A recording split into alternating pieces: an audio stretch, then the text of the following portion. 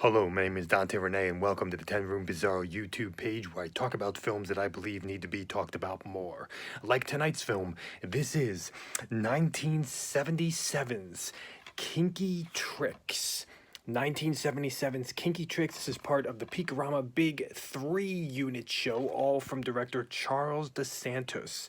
And this is Kinky Tricks, 1977. It's 58 minutes long, and you can find videos for the other two films on here on this YouTube page of China Lust and The Sinful Pleasures of Reverend Starr. But for tonight, we are looking at Kinky Tricks. And this particular one actually has Candida Royale in one of the lead roles in the film. So, and then with a bunch of people that I haven't seen before, except in another one of the Charles DeSantos films, China Lust. And this is the poster, it seems, for this particular film, and it says in the bottom, here's the tagline: he had a bad case of writer's tramp. Writer's tramp. There you go. This is Kinky Tricks. Let's get into this 58-minute hardcore film from 1977. Now, Kinky Tricks is a story that involves actually really unique story in the X-rated world.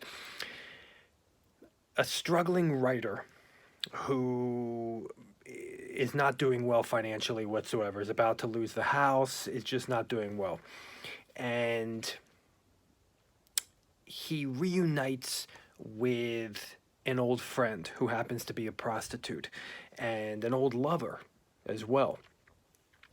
And what ensues within the film is actually an act of selfless love, utilizing prostitution in order to reunite with someone, and in order to help someone and bring freedom to someone. So really interesting premise to this film. And what ensues is that his prostitute ex-lover friend, played by Candida Royale, now uses her money from her business in order to love an old flame. So there's a lot of interesting stuff going on here. Now, you know, you kind of have the aspect in this film as well of, you know, an upper level person, a higher class person, a person who's not involved in that morally objectionable lifestyle or business, and versus, you know, a girl on the streets, a girl who is involved in a business, in an activity that is definitely looked down upon in normal, healthy society. And you have the meeting of these two people. Can these two people communicate? Can these two people be in a relationship? Can these two people love each other and connect and you know, truly connect with each other? And there's an act of selfless love that moves Kinky Tricks through the 58 minutes. And in some ways, this is almost like a reversal of the famous film Pretty Woman. So like an X-rated version of Pretty Woman, but reversed. And with more self-sacrifice. Kinky Tricks. So when we look at the music for this film, the music in here, very interesting stuff. We have a very old-fashioned type theme, lots of like old-fashioned music with vocals, without vocals, kind of old-time music that you would have heard in the ballroom of The Shining, you know, that kind of old-time music. We also have Tiny Tim's Tiptoe Through the Tulips in this film as well as some kind of tribal ritualistic, simplistic, percussive music in here as well, with some voices erupting at one point. And we also have some dramatic, sometimes darkly emotional piano themes in the film. It's a very small cast, and really the movie takes place inside of one home and what seems to be kind of the wooded area around the home. And I was watching the movie and I said to myself, "Wow, this is some pretty kinky stuff." That was like the first like phrase in my head, and then all of a sudden I realized, oh, the name of the movie is Kinky Tricks. The name of the movie actually has the word kinky in it, so that makes sense. So it really shows you that the title for this film really 100% works when I was actually thinking, man, this movie's pretty kinky. There you go, without even remembering the title at all. So within the film, we have some really, really interesting stylistic elements in here. We have a sex scene wherein all of a sudden a parakeet is on top of one of the bodies, biting the woman's top, her bra, just out of nowhere, green parakeet. We have these just wildly violent zooms in, and then kind of going out of focus and seeing bodies or action or activity just flying back and forth through the screen, and then coming into focus and then coming back out again. So to me, really, really artistic, avant-garde type cinematography throughout this film.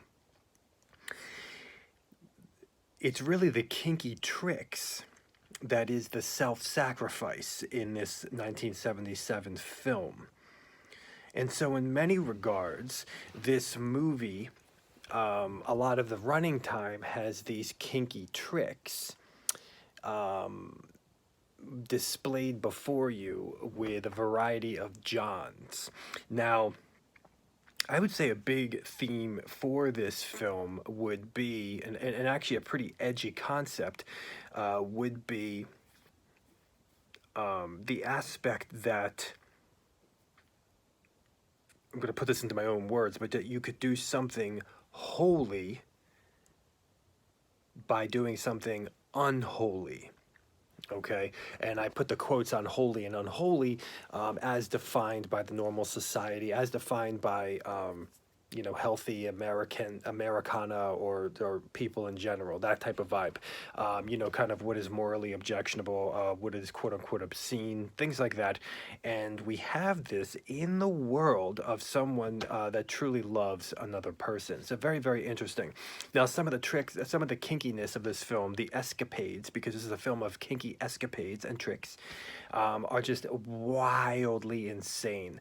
We have this one guy who loves to dance and has sex outside in the woods to Tiny Tim's music with Candida. And some dirty talk ensues there. We have a guy who likes to be treated like a little baby boy with his mommy.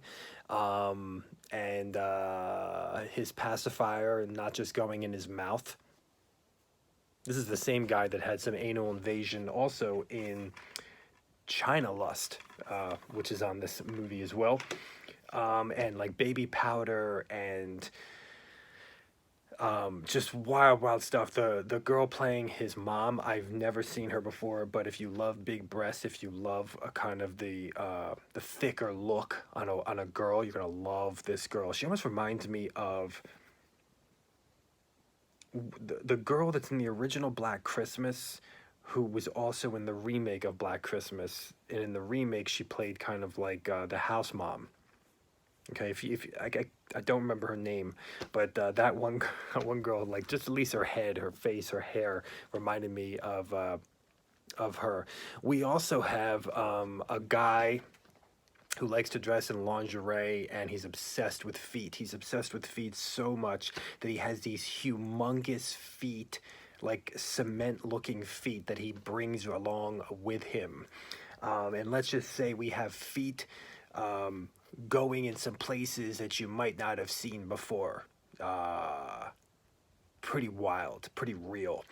We also have a cowboy theme. We have people who walk on the ceiling. We have the people dressing up in costumes, like Halloween costumes. There's lots of different kind of sexual role playing going on in this film, the kinky tricks. And one of the things we even have an orgy sequence with 3 girls, 1 guy. We have a lesbian sequence with 2 girls, and then we also have some guy girl scenes, and also a really interesting kind of rape scene that might be out of love that all of a sudden turns into mutual intimacy. So very, very interesting stuff going on here. And I'm going to say something else, that all of the sex scenes in this film, really the majority of them, when you hear their banter with each other, when you hear their kind of their communication, energy, and everything, you can hear that it sounds like totally real, totally authentic. Like they're just hanging out, talking, having sex, enjoying each other, having a blast, having fun. It just has that vibe. So when you're in the room, and there's a lot of natural sounds in the film, like without music. You know, I mentioned what some of the music is like in the film, but there's a lot of sections of the film that don't have music at all during the sex scene, so you're just getting the natural sounds. And typically I say that there's a level of power to that. And in this particular film, there's a level of authenticity and more entrance in a 3D way into the film itself when there's no music during a sex scene, so into the sex scene itself. Now, there's just it really feels like a party. It really feels like these people are authentically enjoying themselves, and that like in a documentary like way, we're just like looking in on these people actually, like, you know, having sex and being wild and crazy. So really, really interesting stuff. You get a lot of very close-up shots of girls' buttholes and vaginas, predominantly with the girl on top, for the position of intercourse.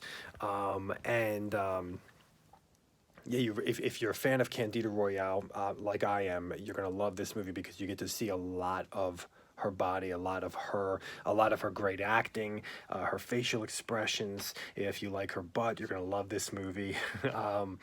And if you like her breasts, you're going to love this movie. If you like her in a million different types of outfits, you're going to love her in this movie. If you like her tap dancing in like a one piece, which is amazing, you're going to love her in this film. This is 1977's Kinky Tricks by director Charles DeSantos. 58 minutes long, folks. Here it is. Thank you so much for watching the 10 Room Bizarro YouTube page, where I talk about films that I believe need to be talked about more, like Kinky Tricks from 1977. Oh, keep your ears peeled, too. You're going to hear like a dog barking a lot throughout the film. Yeah, it's awesome. Please feel free to check out my own personal films at youtube.com/poopy diarrhea. That's POOPY diarrhea. You can subscribe there, see my old films, and see all my new ones that I put out. Thank you so much, and good night.